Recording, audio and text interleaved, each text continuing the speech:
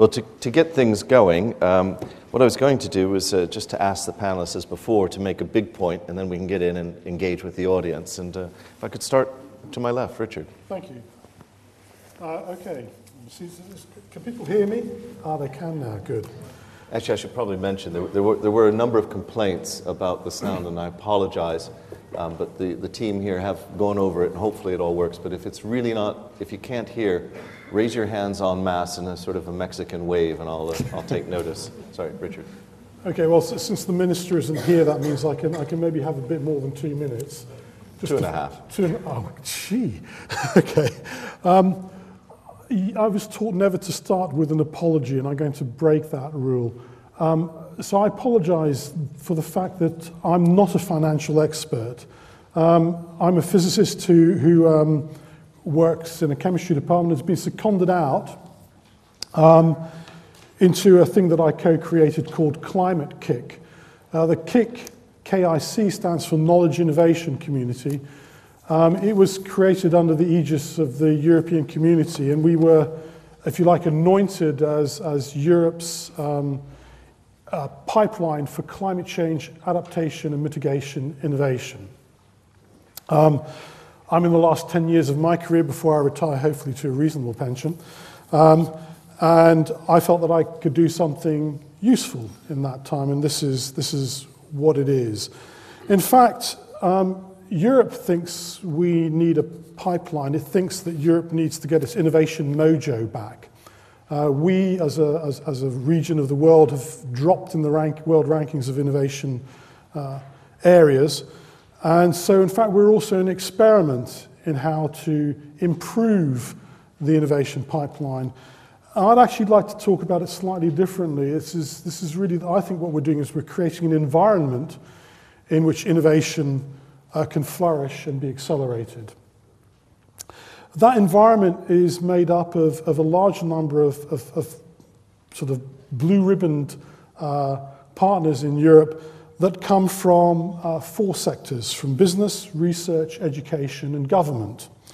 And I was hoping for the minister to be here, because in the area of climate change innovation, the key driver at the moment is government and government policy.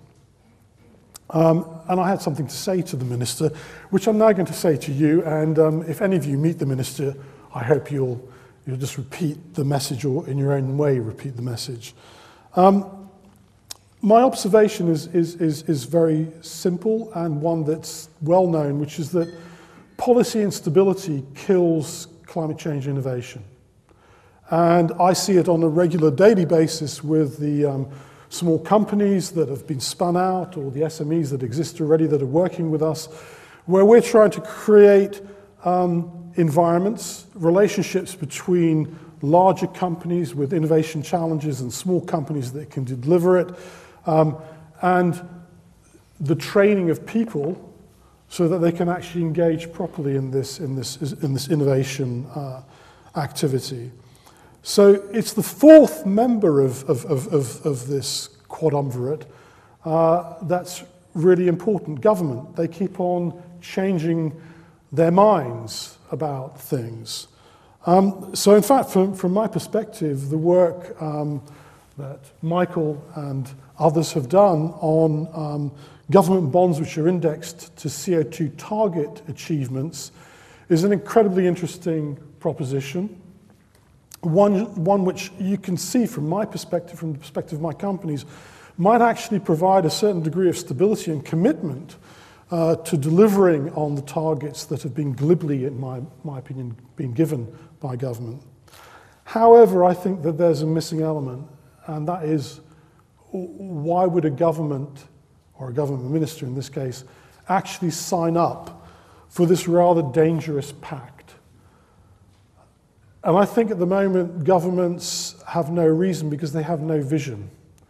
There is no tactile vision of what our future might look like if we're going to both live with the climate change that's happening already, today, by the way, even though it's cold, as an example of the things you can expect to happen, but also to try and mitigate against them, to try and commit the cash that's going to be needed, which is a huge amount of money It's a huge commitment in a short space of time. This is something that humanity has not ever done before. That means it requires these visions. And I think what I wanted to end up with saying is that policies, mechanisms are not enough. They will only live, survive, and breathe if there are real visions for what our future is going to be. And that vision is going to have to be constructed between business, research, and government. So I hope you'll tolerate my ignorance about finance, but enjoy maybe some of my knowledge about innovation in education. Thank you.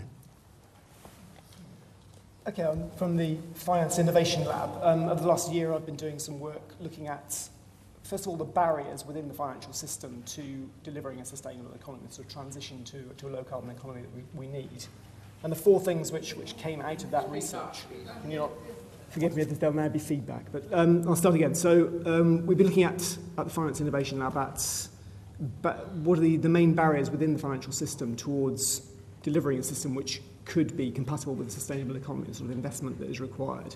And the four areas which came loud and clear from that research pretty much came from the last discussion as well. So the system is too short-termist in outlook.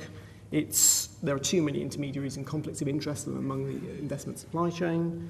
Neither the environmental costs or benefits are properly valued in the marketplace. And the system itself is just simply too complex. It has become too complex for society to engage with. So those things came through our research. I think Michael Liebrich summarised it in an even more succinct phrase, which when he described the financial system as institutionally fossilist. It is predisposed to invest in the high-carbon economy when we need it as a society to invest in the low-carbon one. So we've sifted through a whole load of different ideas which are out there in terms of what policy could be taken forward to address some of those barriers. I won't go through the whole list, but three kind of areas which come through. One is policy, regulatory framework and the tax framework should be rewarding long-term investment and penalising short-term investment. So, yeah, you may not agree with every dot and comma of the FTT, but that's an attempt to penalise short-termism, high-frequency trading, etc. You could also look at the conditions which are, well, we have a tax subsidy for investment and savings in this country. We have ISA allowances, we have pensions tax relief, we have capital gains tax relief for a number of investments. Up to about 40 billion a year of taxpayers' money effectively is subsidising savings and investment. As a taxpayer, we get nothing back in terms of conditions. That money could be speculated away on equity trading, it could be invested in tar sands. We simply have no control in terms of the social outcomes of that 40 billion worth of subsidy. So I think it's a report which I published for the Green Alliance put out a hypothesis that we should have a principle that there should be conditions set on the tax subsidy around transparency of the way that money is used, around the responsibility of it, around the long-term nature and what society gets back. That's the first area. The second area is, I disagree with Michael when he said at the beginning that the state kind of has no role in innovation here and always picks losers, never picks winners. I think there is a role for the state in the finance system. Most of the European countries, most developed countries have a state investment bank of some form. We now have a green investment bank. The question which I would have put to Greg Barker had he been here is when is the green investment bank going to turn into an actual bank which can borrow on capital markets, which can really become a proper structural part of our finance system. So I think there is a role to play, particularly around this issue of policy risk, which Richard highlighted. I think it is hard for the government to project policy certainty to investors. If there is a state investment bank which is starting to back those pronouncements, those targets, the Climate Change Act, with hard money, with investment, with vehicles which take away some of that policy risk from the private sector, there's a chance we can lever in a lot more money to the places we need to. So that's the second area, the important but limited role of the state. And finally, again, a theme which came through a lot from the last session is the importance of delivering a sort of a diverse, more transparent, more simple banking sector particularly. So we need to somehow find a policy framework which is encouraging the financial innovation in the intermediation section of the finance sector's work. not the innovations which are around making money for more money, but around genuinely intermediating between savings and investments, particularly for the long term. And there are innovations out there. So the B2B finance, which Barbara talked about, the peer-to-peer lending sector is a new kid on the block here, which is trying to cut out the middleman, if you like, between savers and the users of that money. Green bonds, you could name a whole different set of interventions. Even if you want to look at old institutions like, say, the local banking sector in the German economy, or the sustainable banking sector, so Triodos Bank, the Charity Bank, those sort of smaller institutions which are far more transparent with the way they use their money than the big high street banks are. So we do want to encourage those sort of models, and we need to encourage innovation around genuine intermediation in the financial sector and not necessarily around these sort of innovations which caused the crash in the first place. Just before I turn to JP, is Giles Andrews still here? Giles, oh good. Giles, do you want to just stand up for a sec? Or? Giles represents Zopa. I don't know if there's anybody here from Funding Circle, but Giles is CEO of Zopa, and you're doing what, about 2% of consumer lending now? About 1.5%. 1.5% of consumer lending is going through this peer-to-peer network that Giles manages. JP. Yeah, you don't actually have my biography in your papers being a stand-in, so I'll take 30 seconds and give you a little bit of background. I am a professional risk manager currently in banking related to these industries, so power, energy, chemicals, metals and mining, etc., and lots of commodity trading background. I've been doing risk management professionally in and around finance and trading business for about 25 years. I was also heavily involved with the London Accord in 2007 as kind of a secondment for my then current employer, and so I've got some background in thinking around the investment in green technology or clean tech. I should also make the obligatory reclaimer that, particularly as I wasn't prepared for this, it's purely personal remarks. Thinking about what the two of you said, there are certain risks that the financial system is at the moment finding very difficult to pass on from the inherent projects or technologies or developments that would be a green or clean technology into ultimately people who are prepared to invest into and bear the risks of those technologies. Now, some of that is the time frame that is required. If you're talking about creating new power technologies, as in electricity generation, or new fuels, you're not talking about creating something that you can roll out step by step, one store on the high street at a time, or one clever little IT website at a time, where you can build up with 25 customers to a few hundred to a few thousand. The problem in this is the inherent scale of the business. $5 or $10 million worth of investment in biofuels gets you a nice little desktop experiment that is kind of a proof of concept, but to scale it up, you're talking hundreds of millions of dollars. And the traditional routes we have for financing innovation in IT in particular, i.e. the venture capital private equity firms, generally can't make that step from a few $100,000 to a few $1 million into the tens of millions or hundreds of millions or billions of dollars that are required to roll this out on scale. And that is a big gap. It's exacerbated very much by what Richard highlighted, the policy instability. If you're going to do stuff that is going to take 5, 10, 15 years to come to fruition, and in the meantime you see, 7 energy white papers in 10 years in the UK, it is very difficult to persuade anybody to put even a very small slice of their institutional investment fund, pension fund, whatever, at risk for those kinds of technologies.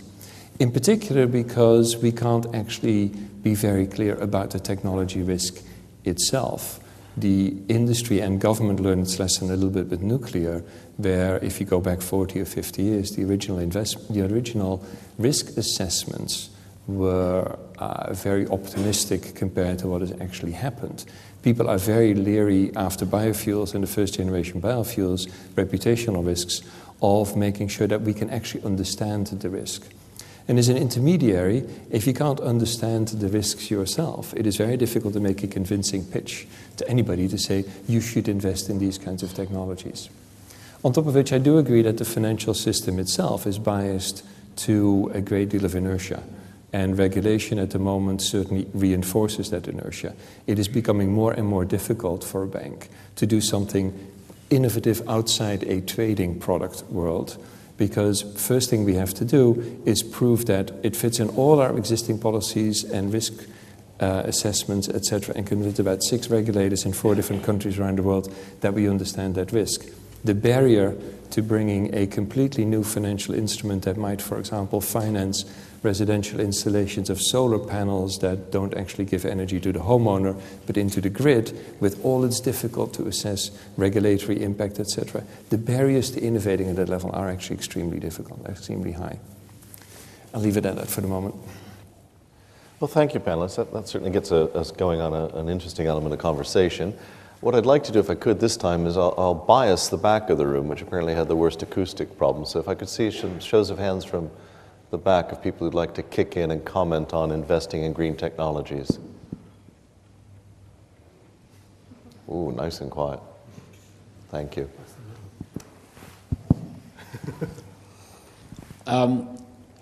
Paul Shari, I would only like to make one general point at this stage. I don't think there's enough clarity by what in people's understanding of what is meant by the use of the word green. Everybody sort of talks about green technology, green energy and so on, but the definition of it and whether there is more greenness in it or more profit for the person alleging it to be green is often very unclear. Do you want to quickly comment, Kristen Richard? Because that's sort of your... Yeah, I mean, I'll wait for mine. There we go. Yes, I couldn't agree more. I mean, I'm a quantitative scientist and I don't like the use of catch-all phrases. So I'm going to give, can I give a slightly detailed answer? Biofuels are a very good example of something that would have been cast by those in favour commercially of it as green tech and by those against it as being something that would actually cause starvation in Africa. And the reality is it was neither of those things because it sits in an energy system. And in fact, green is a kind of meaningless thing because every technology we create has to sit within the complex systems we've already created. It has to work with those, and it can have a good technology will work harmoniously with the entire system and bring the carbon cost of the system down.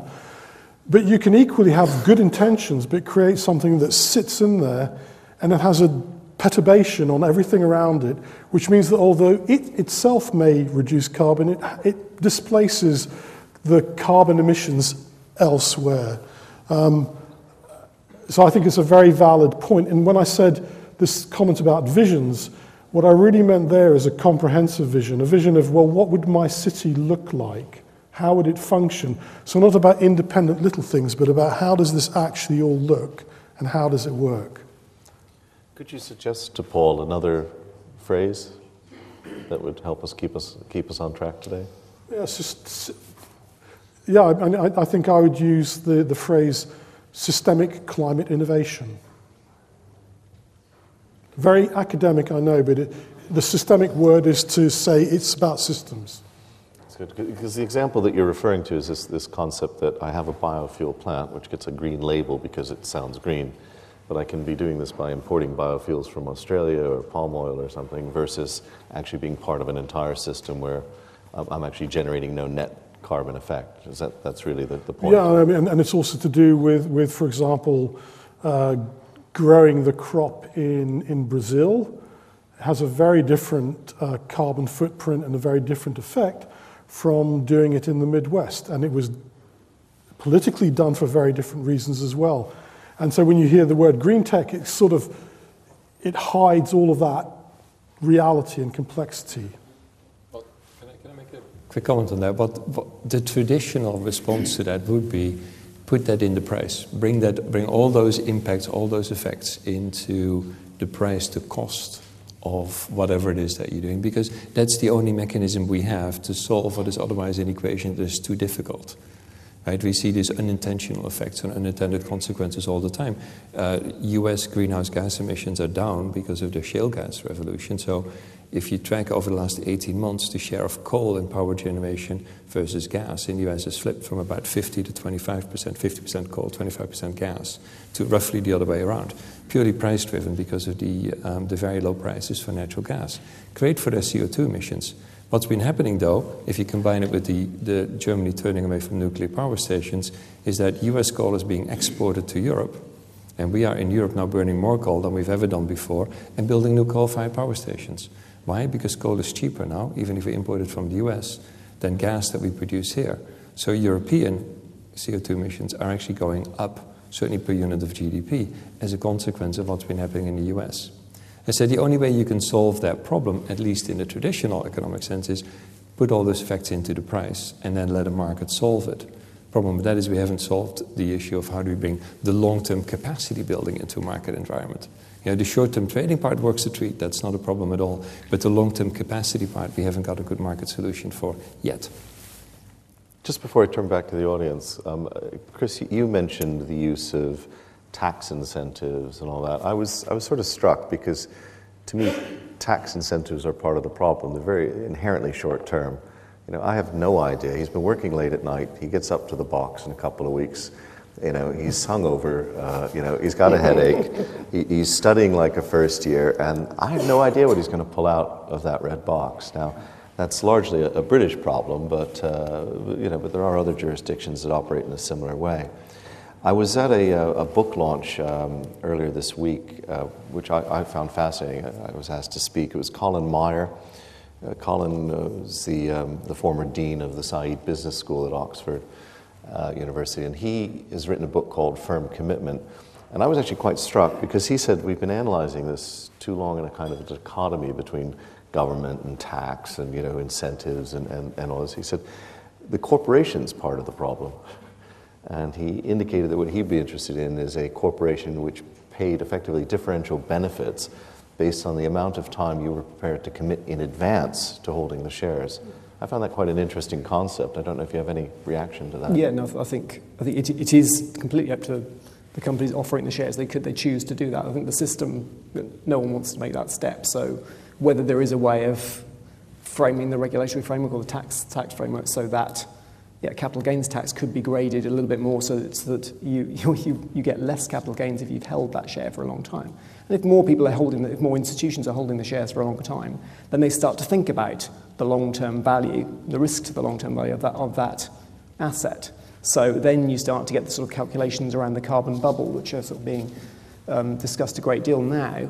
So at the moment, we have the situation where the value of a fossil fuel company is based on the expectation that we will burn every single drop of oil that company has, every single ounce of coal will be burnt, and that's part of baked into the value of the asset that you're buying as a shareholder.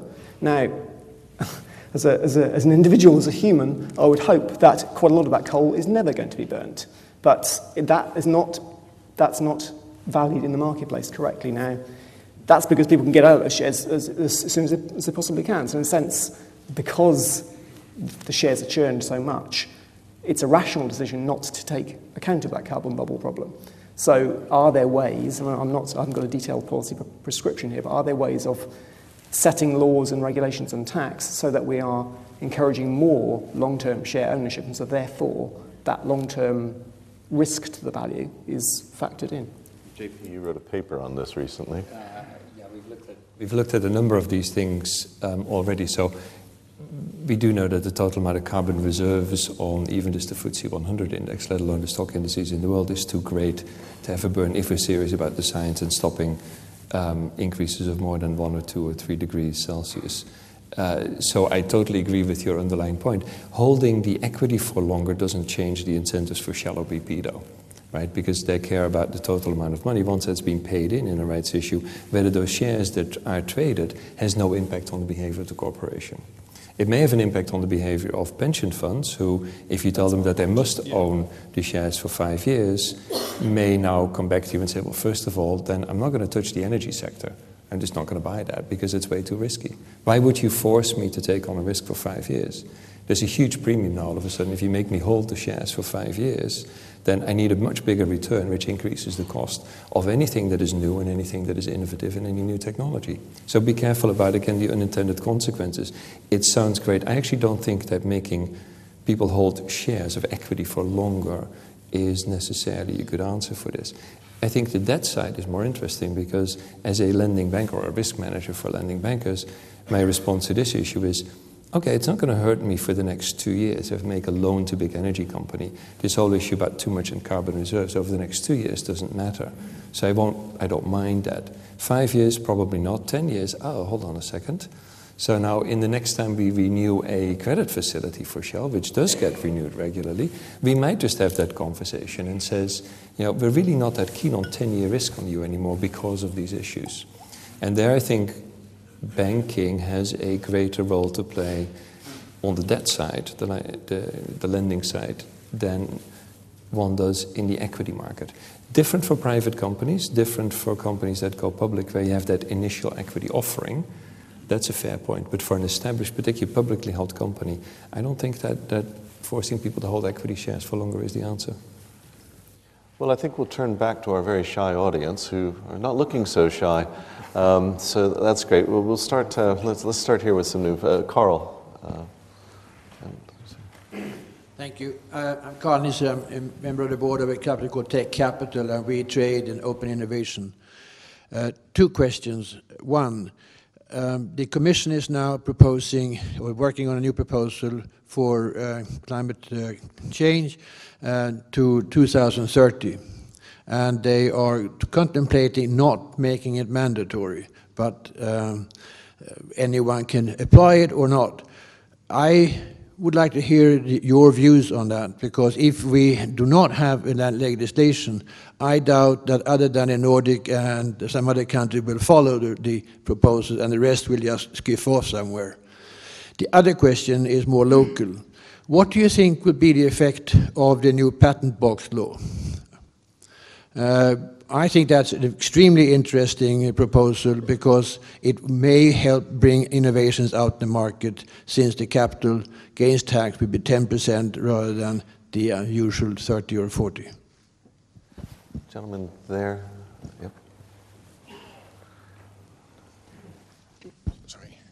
Hi, my name is Michael Evans. I'm a clean tech entrepreneur for my sins. I'm not an economist, so apologies for my lack of clarity in some of the things I'm going to ask. But my understanding of quantitative easing is that it's basically shifting liabilities onto the taxpayer from the banks and with the intention of encouraging banks to invest. Banks tend to invest into lower risk type opportunities such as property.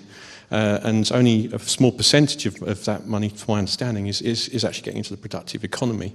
Now, I'd be interested in knowing what the panel thinks about the idea of actually using taxpayers' money to purchase equity in new businesses, in much the same way as 3i was set up many decades ago, and seeing if that's a potential way for actually getting taxpayers' money to create real benefit in growth, particularly in clean tech. Thank you. And the woman on the aisle here.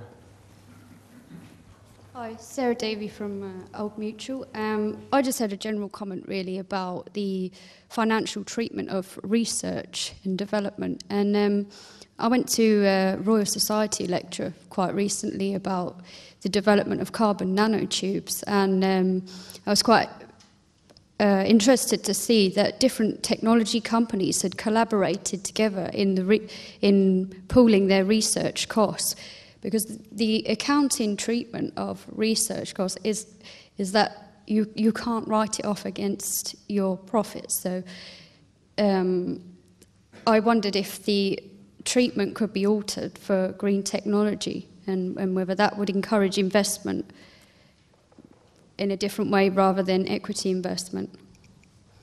Okay. And the gentleman there on the aisle. The comment I'd like to make is about the problems with investing in green technology are the same problems we had with the dot-com boom, where companies were allowed to come to market, hugely overvalued, cratering wealth for everybody. You then had carbon trading, which the government lost about 5 billion in VAT through fraud. And now this idea of potential investment in green technology.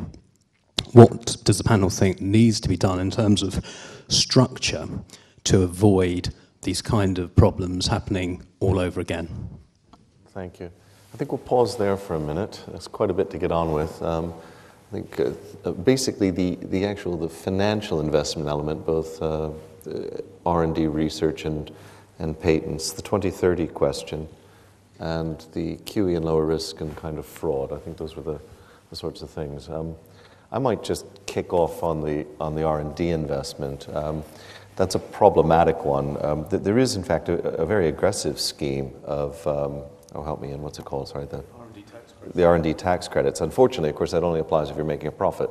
So you've got a kind of a... against payroll tax. Yeah, so you got some issues there. But it is a fairly aggressive regime in this country. I think that's just kind of important to note as something that you can get up to. But anyway... Quick point about the QE part. Yes, the government is funding banks or via various different mechanisms, making it relatively easy for any solvent bank to get a lot of liquidity. On the other hand, financial regulation is requiring banks to hold an awful lot of that liquidity on balance sheet, because we've learned in the past crisis that liquidity is king. And also, particularly when it comes to lending to small companies and anything that bears technology risk, asking banks to hold a lot more capital. Since most banks have not yet reached the sufficient capital level that they will have to comply with in the next few years, it is very difficult to enhance or increase lending to sectors that on the one hand require a lot of capital, on the other hand take a lot of liquidity. So the schemes that people have tried in government simply haven't worked particularly well yet, but that is in part because on the one hand the government is pushing this way, and on the other hand financial regulators are pushing the other way. And banks, I'm not going to make apologies for banks, but are slightly caught in the middle between a rock and a hard place when it comes to those things. I'll pick up two things. One is the point about EU targets. I think the mantra quite often around these things is targets need to be, or policy needs to be long, loud and legal. So you need to make as much certainty as possible. And I think a non-mandatory EU target is pretty much meaningless. Take the example of the waste industry. So the waste industry was, during the 1990s, there was lots of campaigning around recycling and lots of discussion. It was a big topic amongst politicians, but nothing very much happened. The EU introduced a landfill directive, which set hard and fast targets. Certain amounts of landfill had to be reduced by these targets, by these dates. And there was infraction proceedings if any country didn't do that. Our recycling targets have skyrocketed, and they have skyrocketed because of that legislation. So the waste industry has invested in material recycling and has changed the way it operates. So those targets do work. I mean, carbon is a much more complex issue than waste, but I think the answer to your question is that they have to be mandatory. On the QE point and the getting the financial system to invest more in the productive economy, I think it is problematic that we are, the government and the financial regulators between them, I think there are those issues around pushing in two different directions. But as well as that, we also have this too big to fail subsidy. So we are underwriting as taxpayers by billions based on the Bank of England's figures. So the banking sector. So again, it's a similar point to the tax subsidy for savings and investments. There's a lot of public money going into this sector, but we're getting nothing back for it. And there's funding for lending. There's the Project Merlin. We'll pump money into the economy, and the system will somehow it'll all come out into the productive sectors. It's clearly not worked twice now. I think there is a case for government, Bank of England, financial regulators, whoever it may be, to ask much more seriously and be a little bit more directive about if you're going to be subsidised, then this sector has to start to do its part of the bargain for subsidies it's receiving. I'd like to take a slightly Olympian view. Michael's been very good. He's been watching me pondering because the questions are very interesting, and I hope that I'll have implicitly answered about 3 of them by what I'm going to say. I hope what I'm going to say is not going to be too unguarded. I'm a scientist, and the evidence before my eyes is that climate change is anthropogenic. In other words, we're responsible. If you take that view, even if you take the precautionary view, which I would think was not an unreasonable thing to do, you'd say this is the biggest issue, the biggest challenge that the continuance of civic society, of Homo sapiens in civic society face. It rather looks like a war to me. You know, in the sense where the enemy is actually, funnily enough, ourselves, but nevertheless, there's this stuff going on, and we're going to have to do something about it, and we're going to have to do it on the sort of scale, the mobilization scales, which are generally what you expect when you engage in wars. And I would ask you to think about how you behave during a war when it comes to subsidizing, when it comes to focusing on what you've got to do. If you really believe this is a key challenge for all of us, it actually makes a lot of other things, in my opinion, pale into significance and makes you focus on what you need to do. So mandatory, damn right, but mandatory in what way? Mandatory in respect to you having a commonly held objective, a vision for where it is you're going.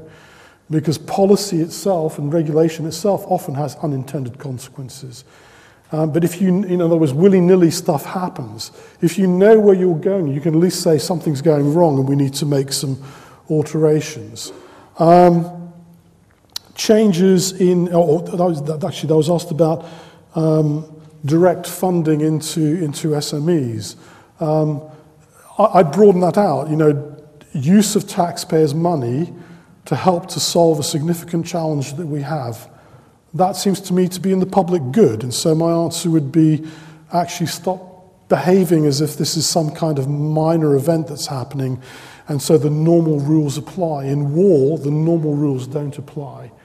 You've got a much larger objective. So I hope that kind of gives some sort of feel for what I think. I think that issues about patent changes, about tax breaks for R&D. I'm not an expert, so I'd hate to make generic comments, but the Olympian view, I think, would be pretty clear.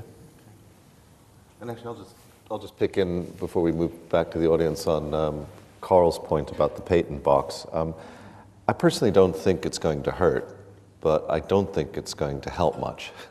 And my reasoning is pretty straightforward. The first is the myths and the realities of patents are quite different.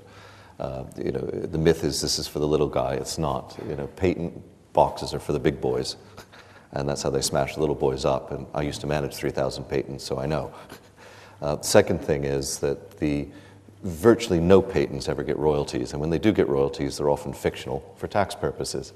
So this may well create a slightly offshore IP Britain, and that may or may not be a good thing, but I don't think it will fundamentally change the nature of investment in research or its realization. Anyway, enough of my comments. Let's move to the audience now. I've had a couple of patient people up here in the sense of Andrew and Steve. You've already had a go today, so I'm gonna move over here. Andrew Ross from Global Garden. It's really a question for Chris, but it's picking up on Richard's point about scale. What we are seeing is the growth of megacities globally, 400 cities, the names of which we do not yet know, with a population already being born. The underlying question for Chris is, surely the bond market is the arena for innovation here. The finance that is required to build the infrastructure to supply those cities, the water supplies, the food, the energy, the system support, is a colossal bill. All of that requires valuation of what's called the natural capital, which lies behind the techniques and technologies. Now, there's a lot of work being done now here through the Natural Capital Committee under Professor Dieter Helm and the Ecosystems Market Task Force under Ian Cheshire that's just reported. And this is being embedded in Treasury thinking, particularly by local authorities in Birmingham and looking at water in southwest England. Surely there's a really powerful bond market innovation here that could include this natural capital financing in global investment? Andrew, could you hand it to the gentleman just beside you? Thank you. Thank you. Max Lewis. My problem is that a lot of the new technology is in fact not very green, and it's not very good technology. I'll give you 3 examples. Huge amounts of government money have been spent in recent years on insulating roofs of Victorian terrace houses. The amount of condensation in these Victorian terrace houses has increased dramatically. You need to speak, for example, Shelter have statistics on this. Condensation in Victorian houses is now a major problem. It never was before the government invested in new technology. Secondly, combi boilers. There has been huge government money to encourage people to buy new combi boilers, which are very fuel efficient. Combi boilers, according to Potterton's, last between 6 and 10 years. An old-fashioned boiler, like the one I've actually got in my house, lasts between 20 and 30 years.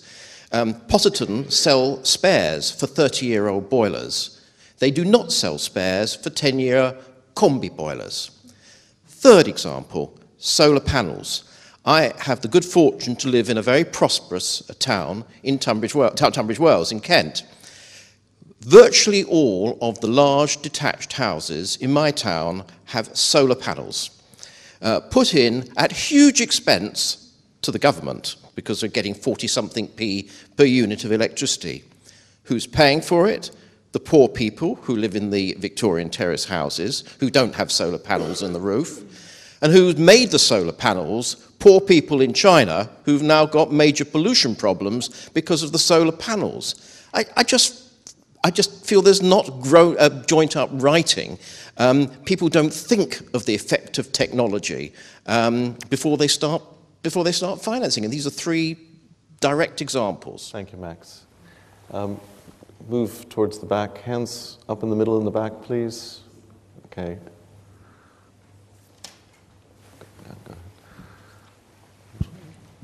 I was delighted to hear that, and perhaps could just add that the misconception of these things by politicians is so great that I even read at 4 this morning of an American politician worried about more people cycling because they breathed out carbon dioxide.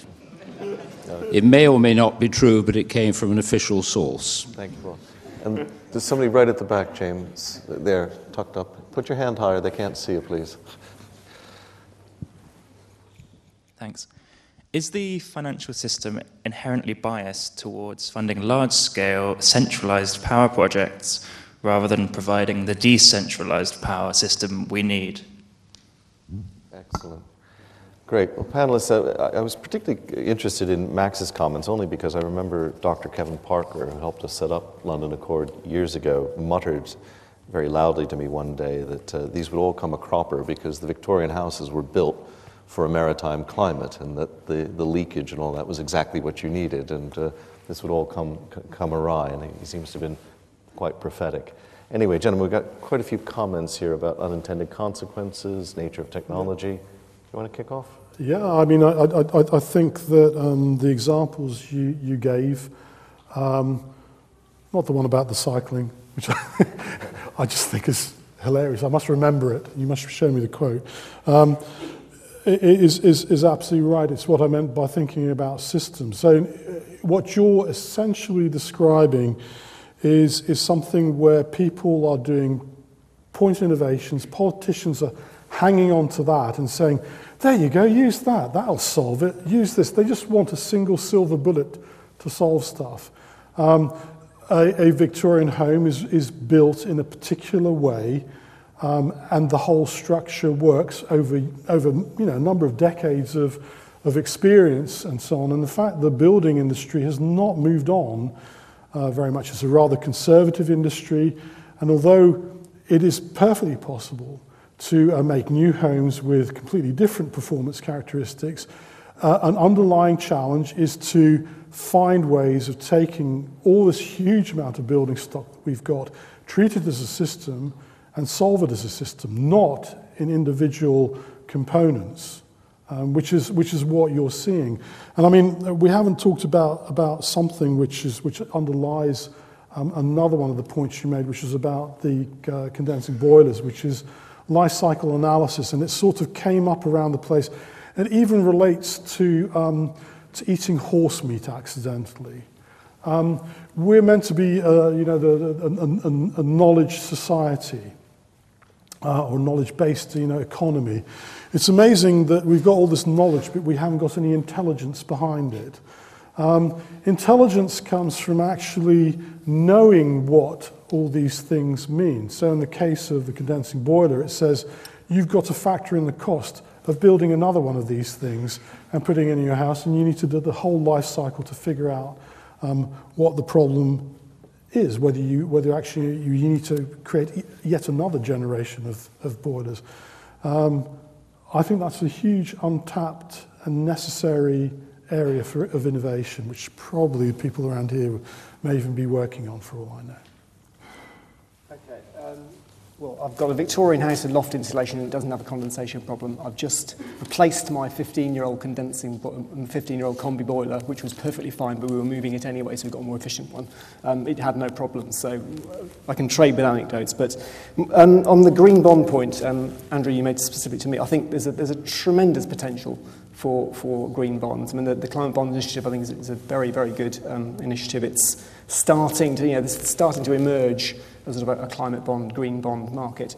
As yet, I think we haven't tapped into the sort of the potential of the ecosystem services into bonds. And I think probably you're right in tying it to new cities, new settlements. That's where those sort of systemic, the systemic word, the systemic benefits of an ecosystems service approach, whether it's flood protection or whether it's reduction of pollution because you're farming the land around a settlement in a different way. There's all sorts of very exciting areas. It's new, and I haven't seen enough about it to work out how much it can be financialised at the moment. Have we got enough data? But I think, potential is huge.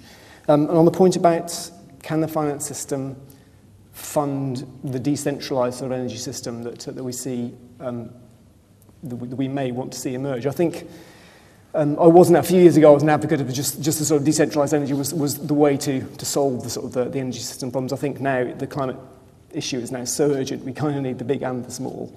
But if you point to Germany, that's a very interesting example. They are developing a much more decentralised energy system. They have they've ramped up solar power, their energy efficiency, their CHP is much more developed than in this country. And their renewable sector is 50% of their renewables are funded by homeowners and community finance. It's not big finance backed, this. The other sort of 30 or 40% is kind of partnerships, cooperatives, municipal government, municipal-owned institutions. Only, I think it was 13% is owned by the big sort of RWEs of this world. And they are way ahead in terms of renewable development, in terms of application on the ground compared to the UK. So I think we have a lot to learn from those sort of different, it comes back to the diverse financial sector requirements, the sort of things that Abundance Generation are doing in terms of trying to peer-to-peer finance renewable energy, very exciting development. The sort of cooperative community finance things which are popping up around the country. It's all small scale at the moment, but if you look at Germany, you can see that actually this model can be stitched together and we have a different way of financing a different type of energy system. I had a conversation with RWE earlier this week, though, and what they pointed out was that that goes hand in hand with a decentralized German banking system. Absolutely. So instead of 4 banks, we're looking at nearly 2,000 banks in Germany. So it was an interesting comment that they made to me. JP? Two quick points. One on this scale issue.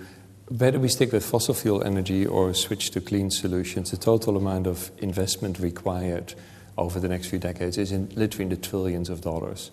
And so the fact that we have a big international banking system that prefers to do $500 million or $1 billion at a time, as opposed to making loans of $5 million or $10 million, is a particular problem. As Chris says, we need the large as well as the small.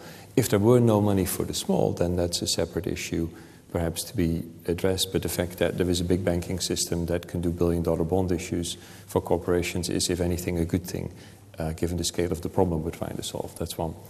in the way of joined up thinking, it reminded me of a little piece of statistic that I came across a couple of years ago to find interesting. The average CO2 emissions per capita in Manhattan are lower than those in Denmark, despite the fact that almost all energy in Manhattan is generated by coal and a little bit in gas these days, and something like 28 or 30% in Denmark comes from wind and solar, and most of the rest from relatively clean gas. Why is that? Because in Manhattan, the waste heat of the coal-fired power stations is used to heat most of the residential apartment buildings, avoiding therefore the need of burning more gas or electricity to heat houses. And so as a joined-up engineering example, the island of Manhattan is actually extremely efficient, even though the original source, the fossil fuel, is very dirty. And so there's a big thing to be gained by this more holistic or this more systemic approach rather than trying to solve little bits and pieces at a time. Not easy to do. In fact, I found the question about finance systems being biased to large projects very interesting, because I think it contains a whole bunch of interesting discussions within it. So I'm going to take the viewpoint of where are we traveling, what is the vision, and what do I know from the work that we've been doing.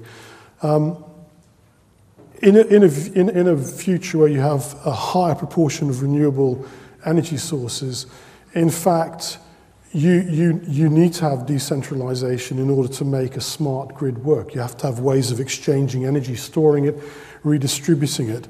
It's a very exciting proposition. It's a systemic one, and it requires houses to actually change their nature, and buildings like this to change the way that they behave. Currently, all they do is they suck energy in, and that's it. The other side of the story is actually we've been commissioned to do work for some large energy sector companies, which is to do with what impact will climate change have on them and on their very centralized forms of energy generation. And that's another thing that I think drives you away from having too much overdependence on scale, centralization, and vulnerability. And I was quite interested when Torsten was speaking that actually there's some sort of analogy, it seems to me, there between the energy systems and the finance systems as well. I don't think it's one or the other, because we have to hit some really big targets. We're in a period of transition, so let's not fool ourselves that we're all going to do this by just generating electricity in our homes. Yes, the question about financing cities and ecosystem services and natural capital. Point to think about maybe is we work in a monetary system that works because we all accept a little piece of paper or even an electronic book entry as money in reward for our own services and labor, etc. Because ultimately that system is so tied to our government and the tax that we have to pay, etc., that we ascribe value to this funny piece of paper that isn't backed by anything.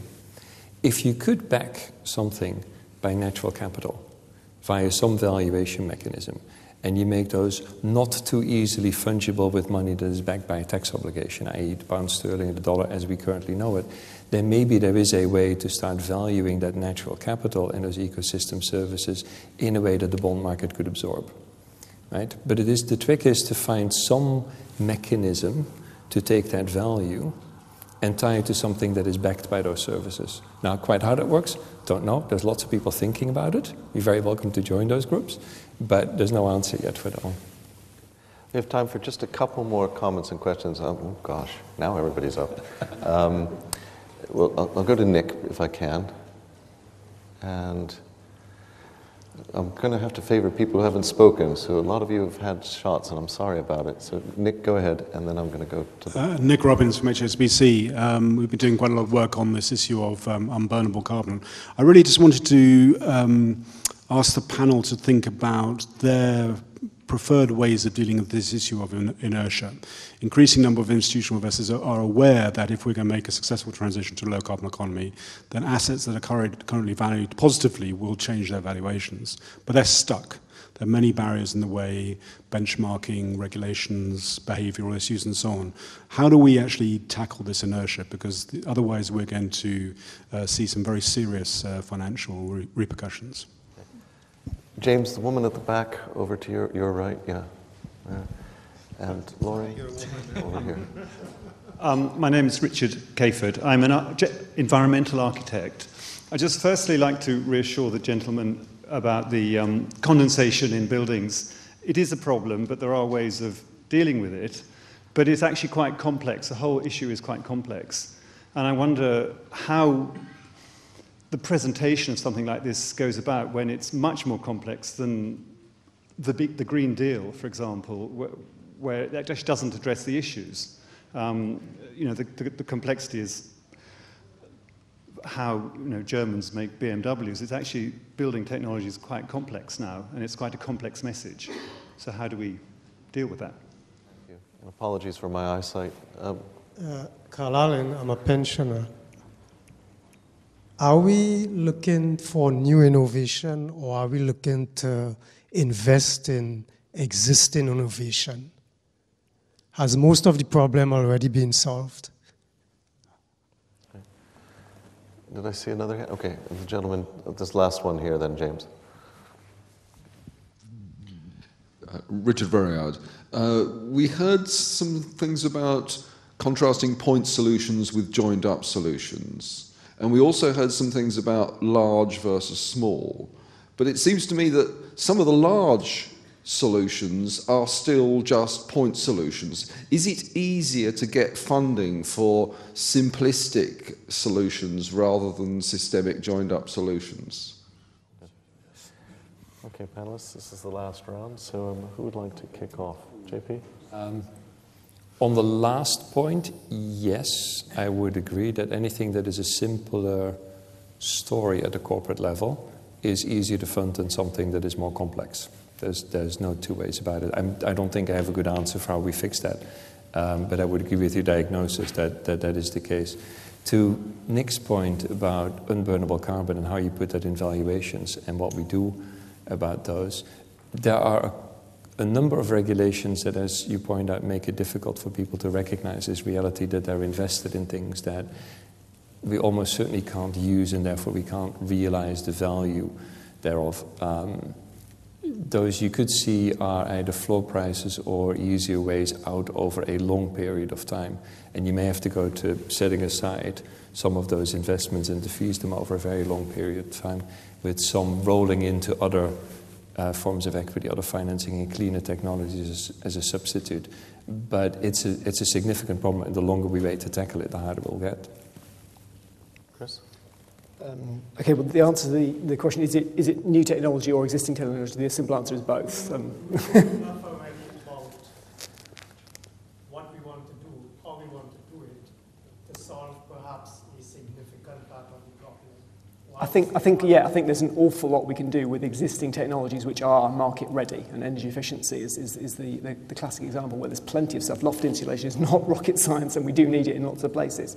So I think, yes, we have a lot we can invest in which is market ready, but we will need to reach the very startling targets that we have to get to prevent dangerous climate change. We will need innovations and new technologies as well. So it's both. I'm not sure how to answer Nick's question. I'd be interested in his answer to it, or maybe Mark Campanale, who's working on this topic in more detail than I have. I think I go back to what I said originally. I think it's something around market regulatory tax interventions which are about encouraging more long-term thinking within the financial system and less short-term thinking. I think that's a little bit diffuse of an answer, but that's the space, I think, where the carbon bubble analysis, the very important and revealing carbon bubble analysis, starts to hit home on actual balance sheets and investment decisions. Yes, I'd like to do a thing about new innovation or just implement. We've done detailed work with a number of large organizations looking at various problems of theirs. And when you do the detailed analysis, you can go 50, 60% of the way by just doing sensible things. In fact, you start asking the business, why weren't you doing this before? The returns are instant. Within one financial year, you're saving money. You should have been doing this already. Shame on you. And then, as the Americans would say, the last 8 yards or whatever of the whole game, you actually have to innovate. And you know, you can see it. It's a very consistent picture, and I think it's not. This isn't hand waving. This is, you know, hard looks at the business. The complex messages thing, I think it plays into some of the other questions, and also about how you get real values into systems. So we've been working with large organizations that are committed for one reason or the other to doing something about their carbon footprint. And what you get to very quickly is questions about the complexity of their organization or their buildings or whatever it happens, their logistical supply chains and the like. And the other thing that comes up is the challenges for adaptation. And in fact, that threat is much more compelling. It's much closer to home. A couple more incidents in New York, and I think people will be, you know, the impacts will be pretty visceral. And when you work with companies on what's the value, for example, of the housing stock that they've got, and the building stock they've got, when you include the effects of climate change, the potential effects, and it sends a shiver down the spine, and that then starts to create motivations for doing something, both to adapt and to mitigate, and to look at the whole system. So if you take them on a journey of, you know, you start off with this particular thing, and then you elucidate what else that affects, I think that's actually a very useful way of getting down to the nitty-gritty and getting to real answers and not hypotheticals. Well, I've got to thank the panel very much for stepping in for the minister, our new Dutch Minister of Climate Change and Energy. I'm definitely going to be taking Richard on a course in American football, though. I know, I'm sorry. Place to play it. And we will explain the 8 yards at some point. But I'd just like to ask all of you to join with me in thanking the panel for some really interesting comments. And thanks very much.